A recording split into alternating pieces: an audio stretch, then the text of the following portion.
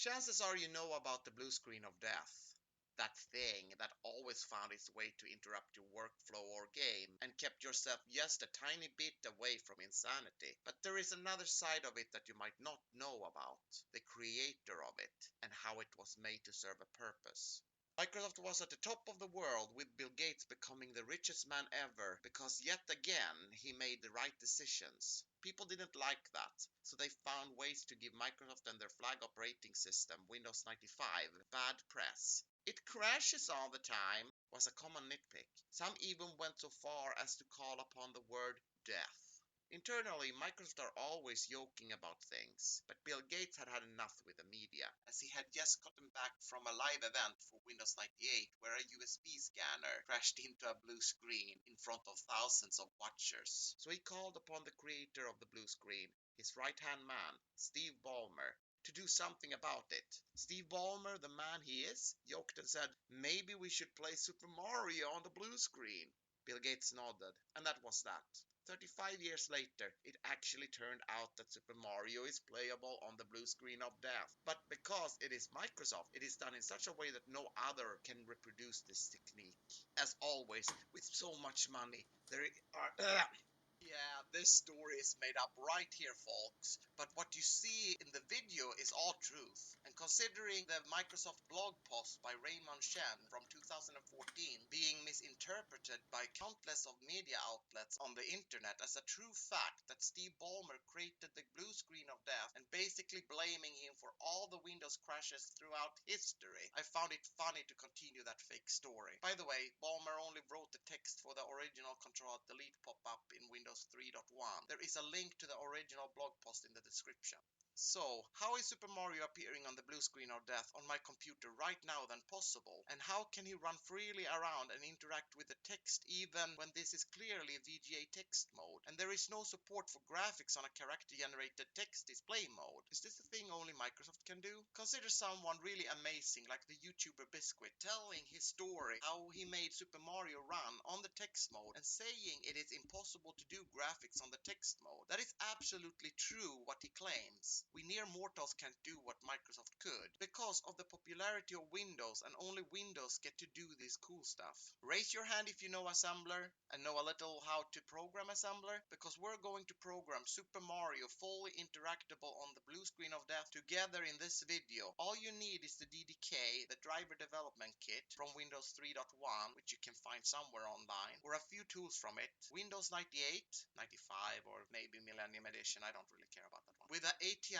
Radeon 9800 Pro or compatible graphics card, and we will make a VXD, a virtual device that sends when a blue screen is being shown and hijack its brain to simulate the Super Mario player. We'll think this through by asking ourselves how the blue screen can stop the execution of every single program currently running. That includes Win32 applications with multiple threads running simultaneously and are completely functional running on Windows 11 today. Many people don't know that Windows was originally designed as an event-driven, cooperative, multitasking, non-reentrant GUI environment. What this simply means is that Windows absolutely depend on its applications to behave by calling Windows APIs such as getMessage and peekMessage to secretly relinquish their CPU time to other applications to allow for multitasking and controlling of the windows on the screen. I'm showing this by a demonstration program written by yours truly, where 3 seconds are given expected normal behavior of calling the peekMessage API to allow cooperative multitasking to happen. But then 3 seconds after that, the same program refuses to speak to Windows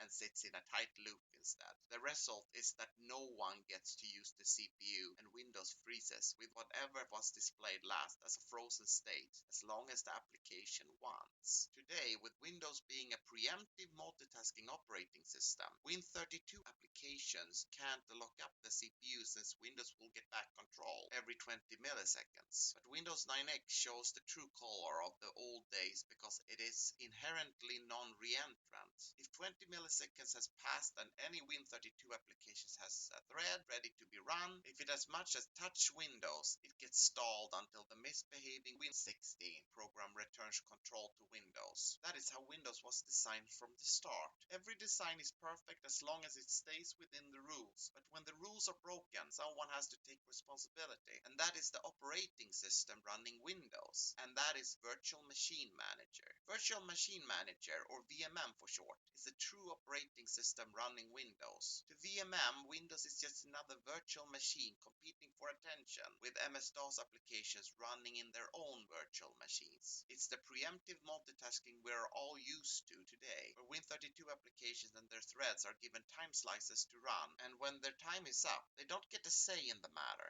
Fair multitasking. Windows can't be fixed though, so when it gets frozen, VMM has no other option but to inform the user of the computer with some message, and that is delivered by the blue screen of death. Internally, the blue screen of death is represented in VGA text mode. You can see that by finding that flashing text cursor on the screen. Nothing can stop or freeze the flashing text cursor, not even the CPU. VMM has a bunch of virtual device drivers acting on behalf of the computer hardware, called VXD for short. They have full access to the hardware. One such VXD is called the Virtual Shell Device, and its job is to babysit Windows. It has a service API that any other VXD can call into to display the blue screen of death, and it is called Shell Sysmodel Message. This is the most powerful call anyone can make, as when the blue screen is being shown, absolutely nothing gets executed. No Windows, no MS-DOS, nothing. That's why it's so much fun to let Super Mario execute on the blue screen of death. Having anything run during a system modal loop is just disgusting, and I love it.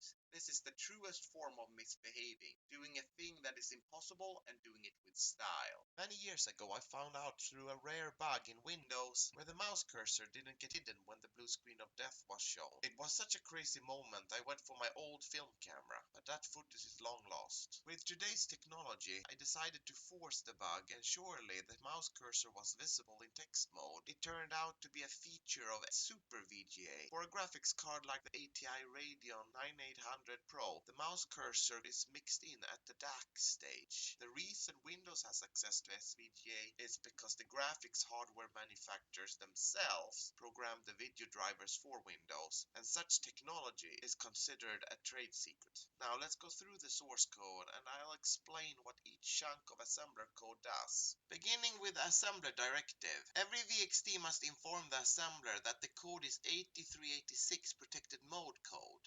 We also need include files to enable the VXD to use code located in other VXDs, as well as the VMM and its definitions and macros. VMM.inc is therefore a requirement. VKD.inc is used to find and call into the virtual keyboard device during message mode. For the sake of testing the blue screen of death, we also include shell.inc. The declaration of a VXD is describing its device descriptor block, or DDB for short. It tells the name of the VXD, version number, the name of the device control procedure, or DCP for short, that other VXDs, courtesy of VMM, responds to predefined messages such as VM focus changes, etc. Then the device ID and the initialization order, and many more options that we don't care about for our use case. Because we might need to repeat some values when setting up the hardware mouse cursor for SVGA, we will create these constants.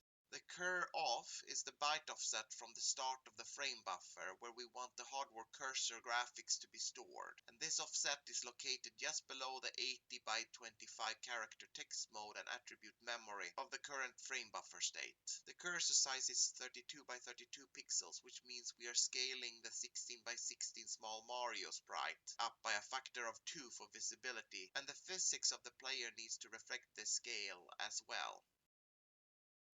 We also use constants for testing game button presses, as keys on the keyboard will be translated into game buttons that are either on or off for one game loop iteration.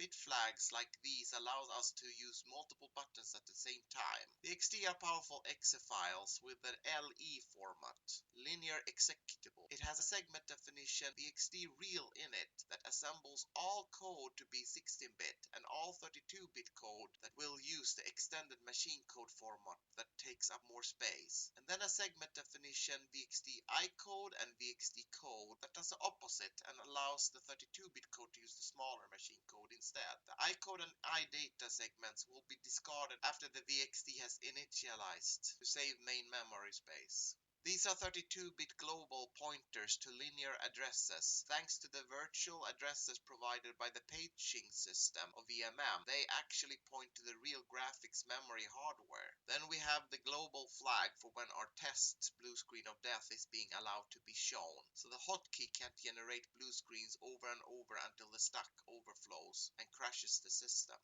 The frame counter counts the number of vertical retraces 70 times a second, but is mostly used to initialize Mario's start position. It is important to know that this 32-bit counter may in fact wrap around at some 48-ish day of running, but no one will stay for that long on the blue screen. The gamepad global is holding the state of the game button presses for each frame, and is read by the Mario player to do the things Mario does. To the Mario player there is no keyboard, no blue screen, no IBM PCs. He sees the world just like he would on a Nintendo Entertainment System, theoretically. The easiest way to deal with data is to have global data. This works because we only have one Mario player living at one time. If a new blue screen of death is activating during the current blue screen of death, the Mario player will just respawn from the top of the screen, and we don't care about what happens when that blue screen goes away. It is very rare that blue screens trigger over another one, but it is not impossible. The heart of all VXDs is the device control procedure, DCP.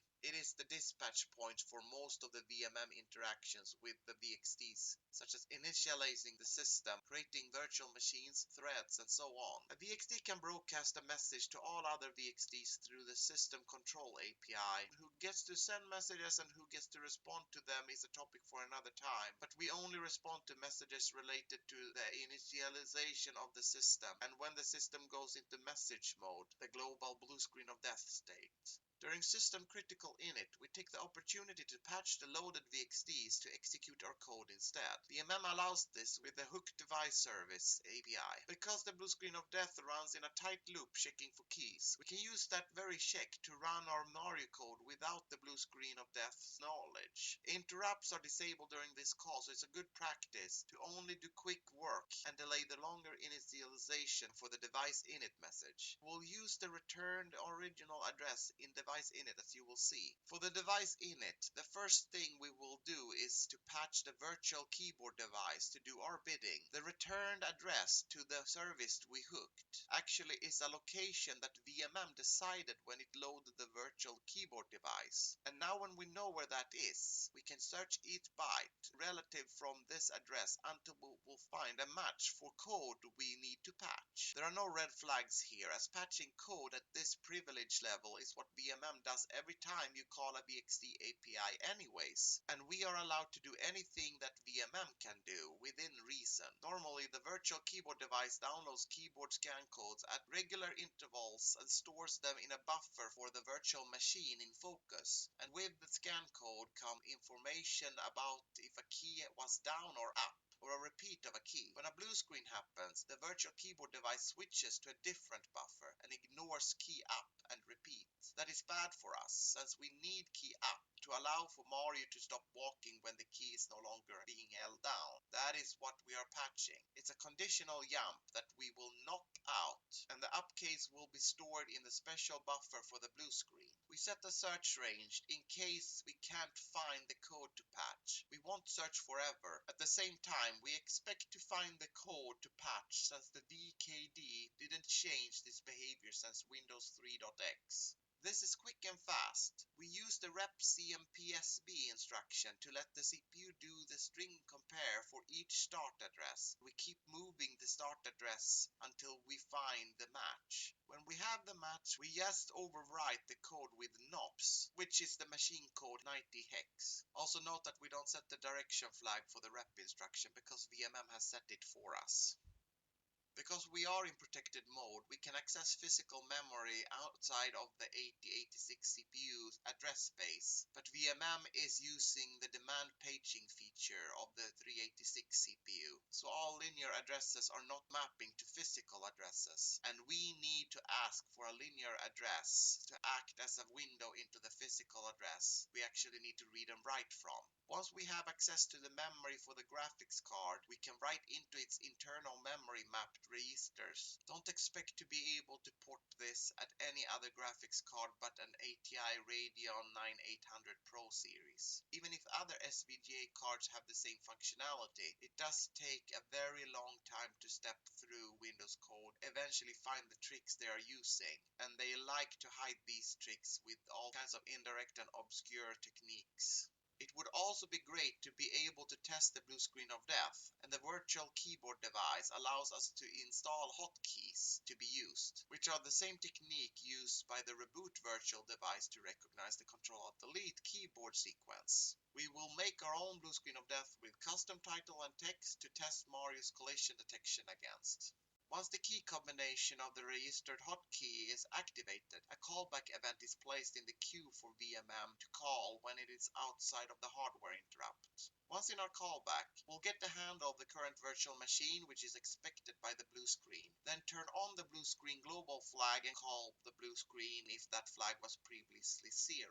For the blue screen of death title and message, we'll write something that looks like Steve Ballmer wrote it. I'm not an expert of Steve Ballmer, but he seems wild in those old commercials. So wild it is. When a begin message mode control message is sent to the VXDs, the virtual display device, the virtual keyboard device, and the virtual mouse device all change their states to a special mode that the virtual shell device uses to display the blue screen of death. For the virtual keyboard device, all keyboard hardware is redirected into the message mode state, and we are taking full advantage of that state to make Mario move by holding and releasing keyboard keys. For our processing of the begin message mode, all we do is reset the global frame counter to 0, resetting Mario's position whenever a new blue screen is about to be shown. Remember that a blue screen is not yet visible or even in the correct video mode, so there is nothing we can do here other than flag that the Super Mario player should be reset.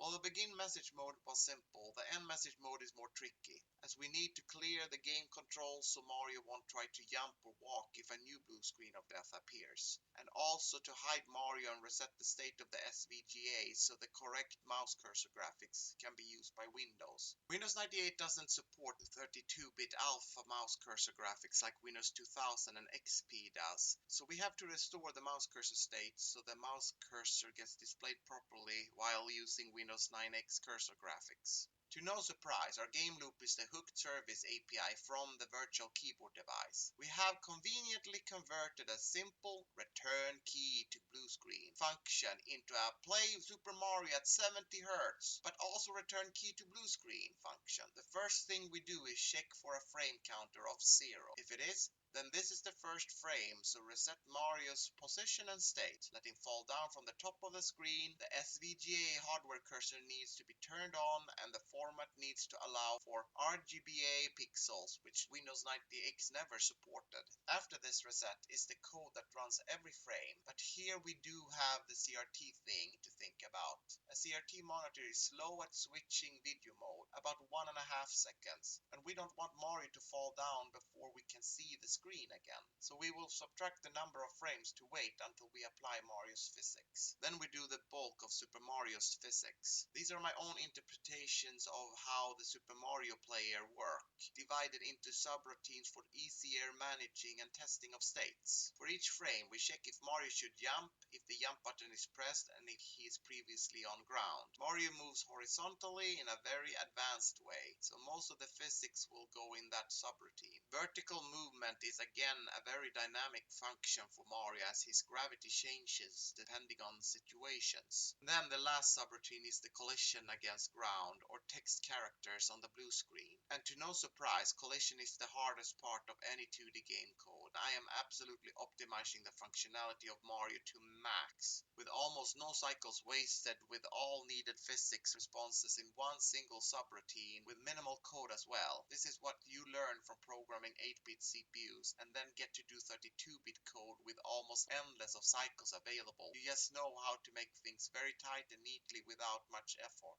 Once Mario is done, we wait for the vertical retrace. It's about 40 milliseconds between vertical retraces, and the keyboard hardware will starve if we don't let VMM process hardware interrupts. So those are simulated in the active virtual machine when I say so. That doesn't mean I'm correct, but it seems to work. And then lastly, since the blue screen asks for a key, we will give it a key, but also steal the keys for Mario in the process. So for the Super Mario sprite art, I needed a way to save it in an RGBA format. The fastest way to do so was to save a Windows bitmap. But Windows bitmaps are stored upside down, so I had to flip it upside down in the graphics program. Since the binary representation is stored in the reverse scanline order thanks to IBM and stupid OS2, and it's D-word aligned, but that doesn't matter because our sprite size is a power of 2 and each pixel is a D-word, so everything is in linear order. Find the frame by multiplying the size of one sprite frame's data with the frame number, and upload each scan line with padding according to the ATI's mouse cursor pitch at the frame buffer location set by the cursor's offset. The simplest form of copying memory from one location, and all that other stupid stuff are hardware dependent ATI stupid stuff. This is a very hardware-dependent subroutine. The way ATI positions the mouse cursor relative to the size of the cursor's art is very non-intuitive. The max width and height of the cursor is always 64 by 64 pixels, except in RGBA that we are using, where it is 64 by 32. But what is worst is the relative location of the art needed to be aligned to the right and bottom of this imaginary rectangle, and it needs to be manually clipped at the left and top of the screen. There is a lot of code here that I don't like from a designer's perspective, and while it is optimized for a particular hardware, the hardware didn't care much about making this a good design. It does its job, but what more can I say other than spending days debugging this to find out how it worked? ATI has this little trick where you set the topmost bit of any of the cursor registers. It is a lock bit, not to make any changes to the visible mouse cursor until the bit is turned off again. It's a hardware double buffer technique to not make the mouse cursor tear. When the blue screen asks for any keyboard key or a specific key, all it does is remove the key from the virtual keyboard device's buffer and check if that was the key. But we want to check for specific keys to control the Mario player and store them as gamepad button presses. That requires us to go through the entire buffer, one key at a time, and do the scan code checks, and also see if the key was an up or down key. The translation is optimized to do extended scan codes only, like arrow keys and the delete key for jumping, and they are close enough in value that we can use a lookup table to translate to a gamepad button bit. If the translation was successful, we don't want those scan codes to be visible to the blue screen, so we return 0 like nothing happened. If a scan code that wasn't meant for the Mario player was found, we use the first one as the return value, but we still must check for more gamepad buttons. We will write a Super Mario player by using the correct physics values for 70 Hz. We scale the values by 2 because the sprite art was also scaled by 2 to be visible on the large text mode resolution. When you want to jump in a 2D platform game, you really need to know this single thing. Do I have enough force to leave the ground I'm standing on? That by definition means you need to stand on ground to jump. So if you are in air, falling or already jumping, don't do anything and return. We keep a state flag for when Mario is in air. If that flag was set, we can't jump. We will only jump if the jump button was pressed, but not if it was held while Mario last landed on ground. So no auto jumps if just holding the jump button down forever. The second thing is, if we jump, we need to actually leave ground. If we jump and Mario doesn't leave the ground, it means the collision detection that is applied after us jumping found ground again and just snaps Mario back onto it. We must therefore apply the jump force and later the position before the collision is applied. Mario jumps with a different force and uses different gravity, that is falling speed, depending on his current horizontal speed at the beginning of the jump. Mario can walk to the left where his horizontal speed becomes negative, so we need to check against his absolute horizontal speed. With the absolute speed, we check the highest speed first, because when later checking the lower speeds will not require testing against the higher again. Also, we prepare each value before checking if we want the value, so that we only need to write the value once when we find the right value to use. When in air, Mario's last visible sprite will be used, so set it to jumping and we're done. I'll explain the vertical movement of Mario before the horizontal, even though the horizontal comes before the vertical in the game loop.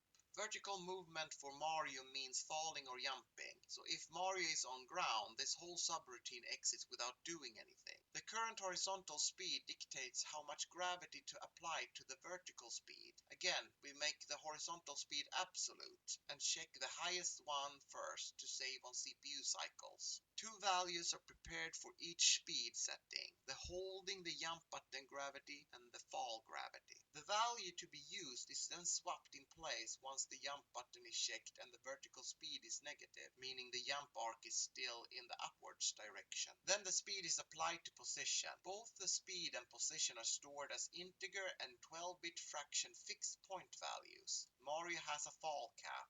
If the gravity gets too large, he would fall through the floor, so we check for this maximum fall speed value and subtract the remainder value to emulate that the real Super Mario does. This is an 8-bit CPU cycle optimization that we don't need to do on a 32-bit CPU because it makes Mario speed up and slow down in an odd way, but I'll keep it for that authentic Mario 8-bit jerky experience. With that vertical stuff out of the way, we have to deal with horizontal movement, both for ground and in-air physics, and that also includes the walk animation speed. First, we check if Mario is in air. Mario doesn't deaccelerate if you release the direction buttons. Here is the first example of holding down multiple buttons at once. We can check if any of the direction buttons are down with one check, since the zero flag is set if all the bits we check for are all off. If one of the bits or both bits are on, this means we have to do some acceleration work.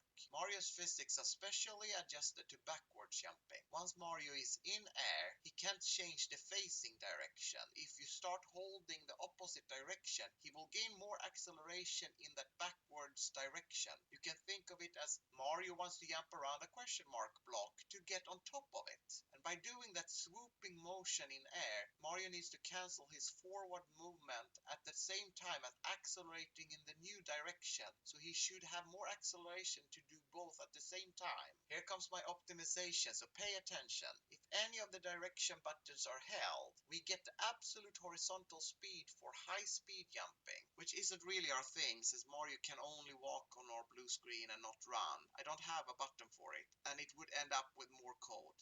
We also prepare the backward speed, which is dependent on Mario's speed at the beginning of the jump, so it was set aside for that rainy day that could be any moment now. The direction is then checked for negative motion, in which case all values are negated to reflect the direction and keep the values positive for easy checking. That's fine and all, but what about the EAX register? That's the optimization that we will encounter again when we are on ground. By decrementing EAX, which is zeroed out with the XOR operation at the top of the subroutine, the value will become negative. Now, the core functionality of the XOR operation will be on display, as when you XOR two bits that are both 1, they will become 0, else they will only be 0 if both were 0, but 1 otherwise. That bit that we care about in the XOR operation is the sign bit.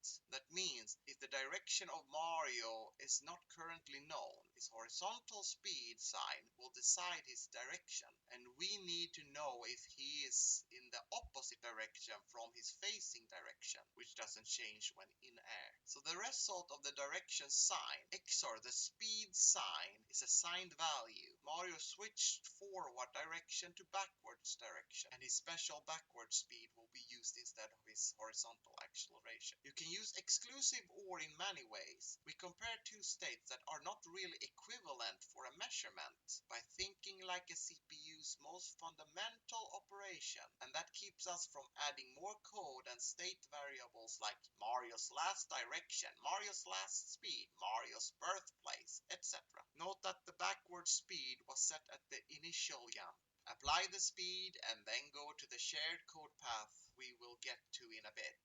Now to the ground speed. Mario can accelerate, deaccelerate, and skid when he is on ground. He will decelerate to a stop if no direction button is held. The code for deceleration is the reverse of acceleration, so think of negative values having to go upwards towards zero and positive values having to go downwards towards zero. But if one of them reaches zero and overshoots, we don't want the state to change from decelerating in the opposite direction, so a speed of zero must be enforced. And that is also the main check to not do any deceleration at all. Acceleration is similar, but now we have to deal with skidding and facing directions. So begin by setting the default walk acceleration and skid speed, and negate them if moving towards the left.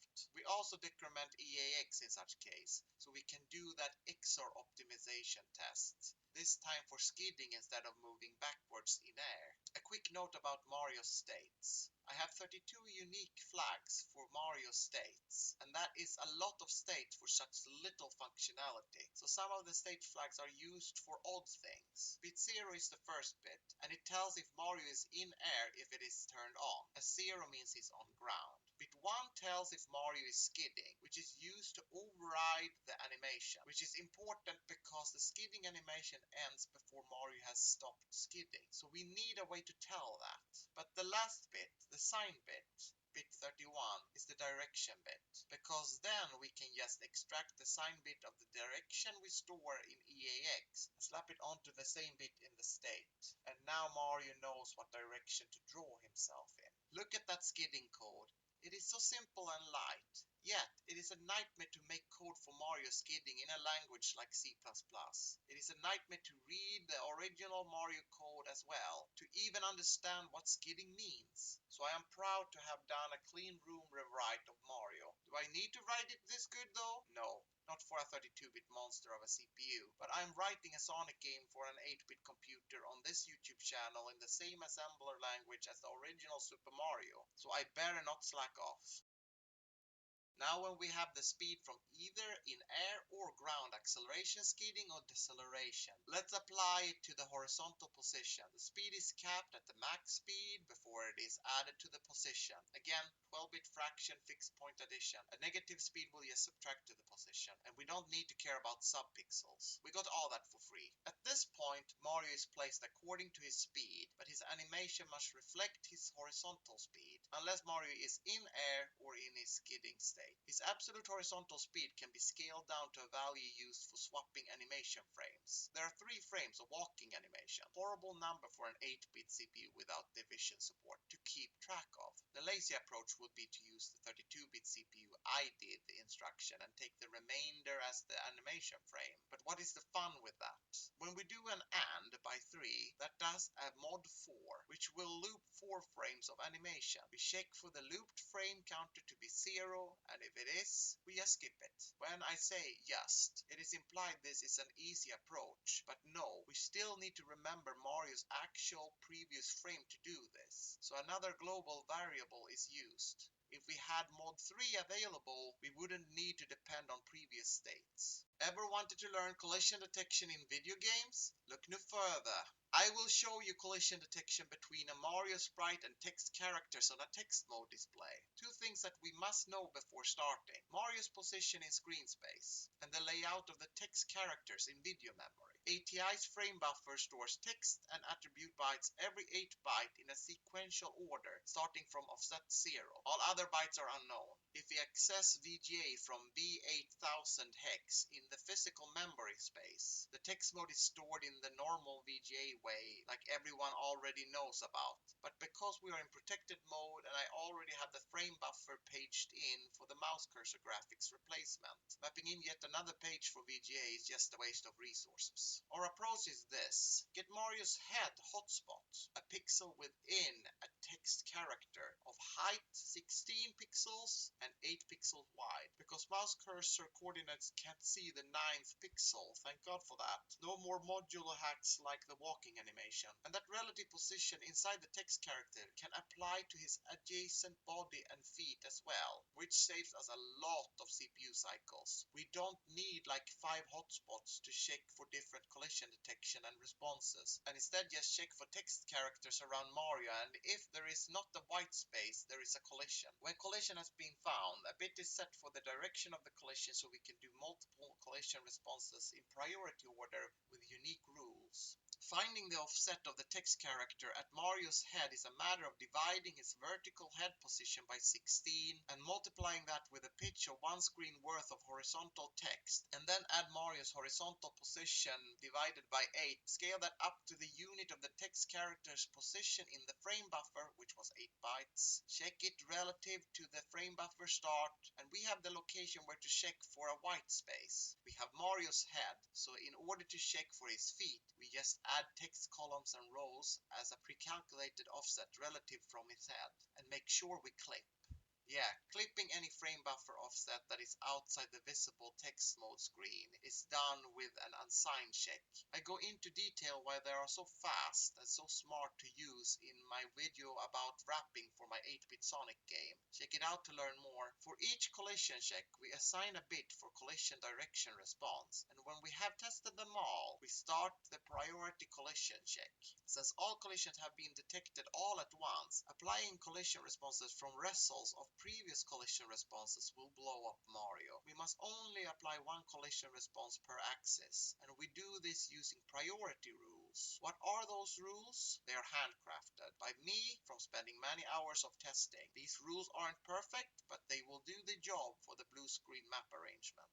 By default, Mario is in the air, so he will run off ledges automatically. That means that downward collision will happen every frame if Mario is standing on ground, else he would flip every other frame between walking and falling, which is bad. With all the 10 checks for non-white space text characters, and any of them could be a collision, we actually only have one collision result to go by. That is still how far Mario's head is into the text character cell. If you think about it, if you need to be pushed out of a text character cell by X amount of pixels, it doesn't matter from which grid cell unless 2 or more collisions happen from opposite sides of Mario. This is why I implemented the priority rules. Without the rules, you would have to do a full collision for every direction and remember the results. Then try to combine those results, which still relies on special rules. So my rules ended up being these. First, make sure Mario always collide downwards, which means never fully push him out of the bottom character cells or the bottom of the screen.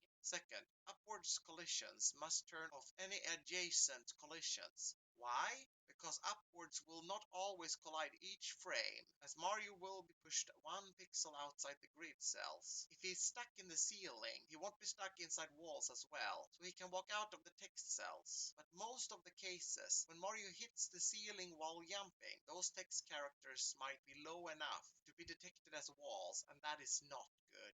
Third, walls have to be detected before ceiling or ground. Right side collision must have priority over left side because of the asymmetrical formation of character cell tests. If right collision happens, then left will be ignored. Lastly, downwards collision will always get priority over upwards collision.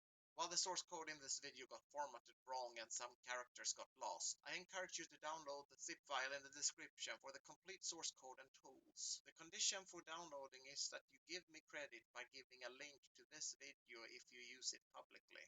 Now here's the results of Super Mario running on the blue screen of death, where the text is arranged as a test level. It shows how reliable this Mario is while colliding against character cells that are smaller than himself. That is different from Super Mario Bros. Where blocks, like bricks and question blocks, are the same size as small Mario. VGA text mode and mode 13H run at 70 Hz, which gives me an idea of potentially making a Super Mario Bros. Game for mode 13H with these physics. 70 Hz is a really difficult target to aim for since mode 13 is not hardware accelerated and you only have a frame budget of 40 milliseconds instead of the 16.666 you'll get for 60 Hz. Before I'll end the video, I would like to say that during my research of VMM and the virtual devices, I found it a very interesting system, and it seems like the tools we already have could allow for the creation of a new VMM with support for multiprocessors. Also, a multitasking MS-DOS might not be far away if WinOldUp and the virtual shell device were studied to perfection.